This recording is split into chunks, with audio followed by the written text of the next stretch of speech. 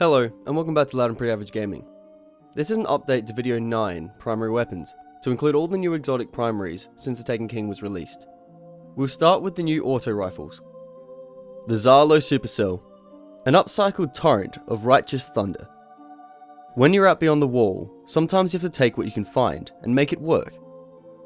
Though its original makers, and their no doubt desperate straits, are lost to history, the Zalo Supercell remains a striking example of what a Guardian can do with some outdated tech, a deep command of fundamental light, and a spark of inspiration.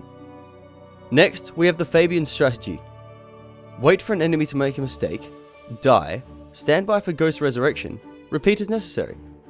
Good evening, Banshee44. Howdy. Doing well, thank you. Actually, I had a bit of difficulty today. Huh? The problem with the historical engram is, even if I can figure out when the engram was encoded, that still doesn't tell me when the contents were written, or even when the events described by the writer take place.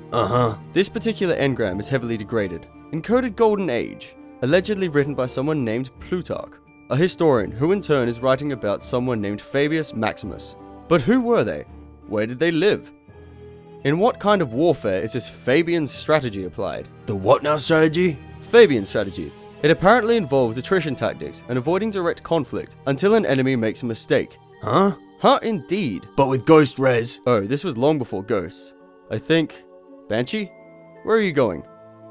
Now onto the scout rifles. We'll be starting with a touch of malice.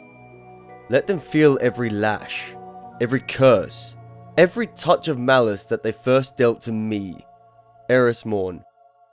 Here am I, with the power to craft my enemy's darkest secrets, a weapon that could wound them at their core. So what stays my hand?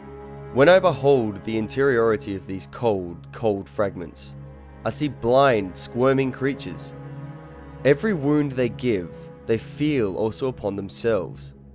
Every bite they tear from the light only deepens, never fills the raging emptiness behind their terrible mouths. The voices are as loud as ever, my nightmares just as bitter. My cold, black hatred burns as hot. But I feel something else now. Could it be... No. I refuse it. I will build this weapon. The Jade Rabbit. What kind of harebrained scheme have you got in mind this time? Like many weapons of the Dark Age, the Jade Rabbit was created from hastily reassembled, and often poorly understood, Golden Age technology. In this case, kinetic low atmosphere propulsion systems, in use on lunar settlements. Even the weapon's casting is cut from the plasteel bulkworks of the First Light installation. The significance of the markings, Jade Rabbit, are unfortunately lost to history. The next of the new scout rifles is the Boolean Gemini. Fight your way. City foundries produce a wide variety of weapons in an attempt to anticipate Guardians' ever-changing needs on the battlefield. But no Guardian can carry all guns at all times. Enter the Boolean Gemini. Designed by a think tank of Guardians and Foundry representatives, the Gemini was designed to be two guns in one, with a flexible design that allows Guardians to toggle between distinct combat styles for maximum efficiency. The last of the new scout rifles, Tlaloc. Release the storm, hold nothing back. Master Ray. Gunsmith, what brings you here? Working on a custom piece. Are you? Yep, for a warlock. How are you finding the work? You know, it goes and comes. Memory ain't what it was. Yes. Good to be back in the shop though. I'm glad of it. Well then, I suspect you'll find some of my recent research quite interesting. That's why I'm here. Next, we have the only exotic pulse rifle, No Time to Explain. A single word is etched onto the inside of the weapon's casing. Soon. Now Rover's timeline analysis indicates the weapon is the fabled Exo-Stranger's rifle, enhanced at a future point in this continuity and then sent back to this present. Delia's timeline analysis indicates the weapon was built by Praedyth, who based it on his own version of the Exo-Stranger's rifle and then sent it adrift in a time ripple. Hari's timeline analysis indicates the weapon was built by beings of unidentifiable origin and arrived here by pure accident. Inarchus's timeline analysis indicates the weapon originates from Earth, late Golden Age, and will eventually be lost to time ripples once again, where its systems will degrade and be replaced until our recent past acquires it as the Exo-Stranger's rifle.